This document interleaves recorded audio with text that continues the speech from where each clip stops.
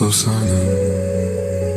In restless dreams I walked alone, narrow streets of cobblestone. 'Neath the halo of a street lamp, I turned my collar to the cold and damp.